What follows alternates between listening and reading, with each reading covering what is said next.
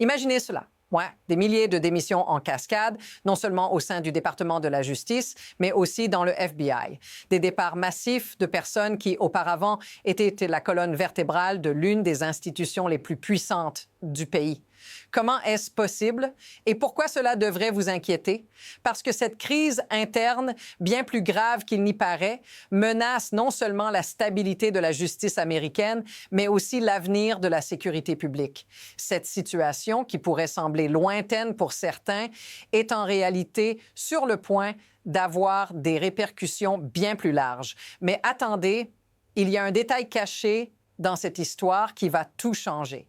Vous n'allez pas le croire, mais c'est là où la véritable vérité commence à émerger. Mais avant de comprendre pourquoi ces démissions massives se produisent, il est crucial de voir cela sous un autre angle. Ce n'est pas juste un problème localisé ou une série de mauvaises décisions individuelles. Ce que nous observons ici, c'est un schéma beaucoup plus inquiétant.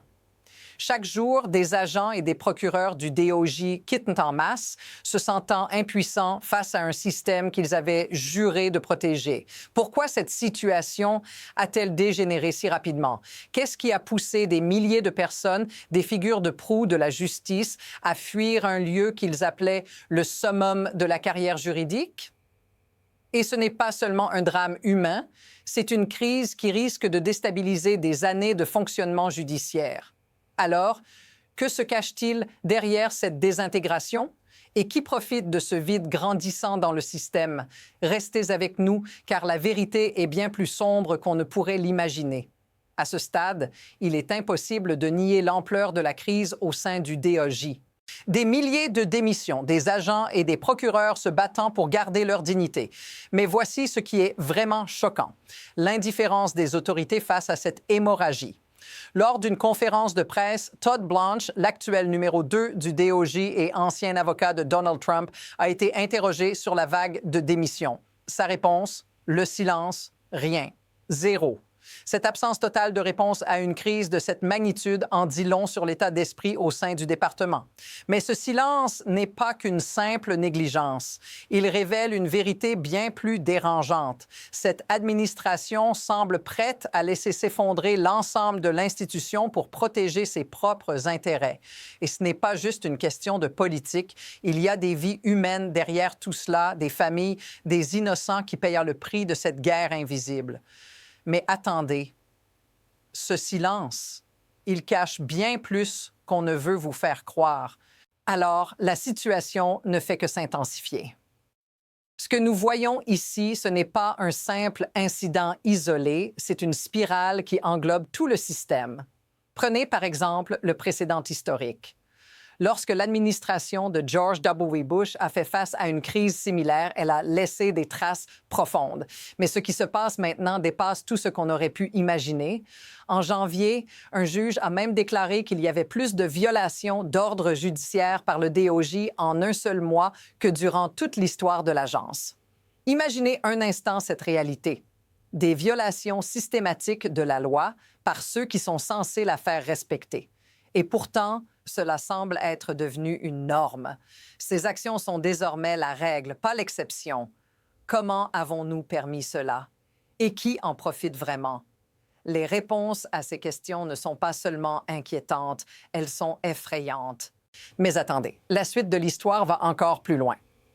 Ce n'est pas tout. La situation se complique encore davantage. Ce qui se passe à Minneapolis n'est que la pointe de l'iceberg.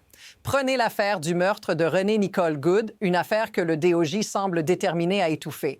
Mais ce n'est pas juste un manque d'intérêt, c'est une tentative active de faire taire les voix qui cherchent à rendre justice. Un procureur de Minneapolis a démissionné en raison de pression interne pour qu'il n'enquêterait pas sur cette affaire. Non seulement on demande à des fonctionnaires de fermer les yeux sur des injustices flagrantes, mais on les force également à faire taire ceux qui veulent défendre la vérité. Ce n'est plus un simple problème interne, c'est un acte de corruption institutionnalisé. Et vous savez quoi? Cette situation n'est que le début d'un phénomène beaucoup plus vaste qui pourrait bien faire basculer l'ensemble du système judiciaire. Ce que vous allez découvrir va tout changer. Mais ce n'est pas tout. En réalité, ce qui se joue ici dépasse largement l'énorme pression interne que subissent les procureurs. En un clin d'œil, tout s'effondre. Imaginez ceci, pendant que les responsables du DOJ s'affrontent dans une guerre interne, plusieurs nouvelles affaires prennent une tournure inattendue. Les accusations s'accumulent, les procédures juridiques sont retardées et des enquêtes cruciales sont abandonnées. En même temps, des agents de la DEA sont envoyés surveiller la maison de journalistes comme Georgia Ford simplement parce qu'ils documentent des événements qui dérangent. Le gouvernement est non seulement en train de perdre son autorité sur la loi, mais il commence aussi à harceler ceux qui essaient de rapporter la vérité. C'est là que la situation devient totalement ingérable. Ce système, censé protéger les citoyens, devient un terrain de jeu pour des intérêts politiques. Mais attendez, voici la question qui va tout remettre en question. Si cela continue, que deviendra notre justice? À ce moment-là, la question que vous devez vous poser est « Comment cela vous affecte-t-il, vous, en tant que citoyen? » Parce que cette crise au sein du DOJ et du FBI n'est pas juste un problème administratif. Elle a des répercussions directes sur vous. Ces démissions massives et l'effondrement du système judiciaire signifient qu'il y a de moins en moins de ressources pour poursuivre les crimes importants. Le trafic sexuel, les fraudes financières, les crimes organisés, des crimes qui affectent des vies humaines concrètes sont désormais relégués au second plan. Imaginez cela, des familles, des victimes laissées sans recours, sans protection, parce que le système n'a tout simplement plus les moyens de fonctionner. Et cela ne se limite pas aux grandes affaires nationales.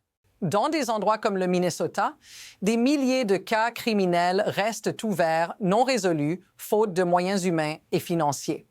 Si cela vous semble familier, ou si vous ressentez déjà la pression, dites-le dans les commentaires, parce que ce n'est pas juste un problème à Washington, c'est le vôtre, à vous, ici et maintenant. Mais ce n'est pas seulement une question de pitié ou de colère face à ce qui se passe. Il y a une dynamique bien plus sombre en jeu ici. Ce qui permet à cette crise de prospérer, ce sont les incentives qui sous-tendent chaque action à l'intérieur du DOJ. Le système judiciaire américain, autrefois un modèle d'intégrité, est devenu une machine politique où les décisions ne sont plus guidées par la loi, mais par des objectifs de pouvoir et de spectacle. Quand on parle d'abus, de négligence et de démission, ce n'est pas qu'une erreur humaine. C'est un jeu de leverage. Ceux qui restent à l'intérieur du système ont trop à perdre pour s'opposer. Ceux qui partent, par contre, deviennent les témoins muets d'un système qui est devenu presque impossible à réformer. Ce n'est pas une simple défaillance, c'est une stratégie systémique. Ceux qui sont responsables de ce système font en sorte qu'il échoue. Pourquoi? Pour mieux manipuler l'opinion publique et faire avancer leurs propres intérêts politiques. Et voici la vérité qui dérange tout le monde. C'est précisément ce qui est voulu. Les responsables de ce système font en sorte qu'il échoue. Pourquoi? Pour mieux manipuler l'opinion publique et faire avancer leurs propres intérêts politiques. À ce stade, l'issue semble incertaine, mais une chose est claire, deux chemins se dessinent devant nous. D'un côté, on pourrait assister à une série de réformes, une prise de conscience collective qui pourrait ramener un semblant de normalité au sein du système judiciaire. Mais ce scénario, aussi optimiste soit-il, semble de plus en plus improbable. L'autre possibilité, une désintégration complète. Un effondrement du système judiciaire tel que nous le connaissions, où les institutions perdent leur légitimité et où la confiance publique est brisée à jamais. Dans un tel contexte, les crimes non résolus continueront d'augmenter et ceux qui sont censés protéger les citoyens seront occupés à se battre pour leur propre survie au sein d'un système défaillant. Et l'effet domino qui s'ensuivra, il pourrait être bien plus destructeur que ce que l'on imagine. Nous sommes à un moment charnière et les choix qui se feront dans les prochaines semaines détermineront ce que deviendra notre justice. Mais il y a un détail essentiel que vous devez absolument savoir. Un détail qui pourrait bien faire basculer toute la situation en un clin d'œil. Et voilà la vérité. Ce qui se joue ici est bien plus qu'un simple scandale. C'est un moment charnière, non seulement pour le système judiciaire américain, mais pour la crédibilité de la justice elle-même. Ce que vous avez vu jusqu'ici est une cascade d'événements qui pourraient bien faire basculer l'équilibre du pouvoir aux États-Unis. L'effondrement de ces institutions n'est pas juste un incident isolé, c'est un signal d'alarme pour tout un système qui pourrait bientôt se retrouver hors de contrôle. Mais voici le véritable problème. Tant que nous restons silencieux, tant que nous acceptons que tout ceci se déroule sous nos yeux, le système perdra sa légitimité et nous, citoyens, perdrons la capacité de croire en notre propre justice. Cette situation, mes amis, n'est que le début. Et le pire, c'est que la prochaine crise pourrait déjà être en préparation. Si vous ne voulez pas manquer la suite de cette histoire, abonnez-vous dès maintenant. Restez avec nous pour une analyse plus profonde, car ce n'est pas encore fini.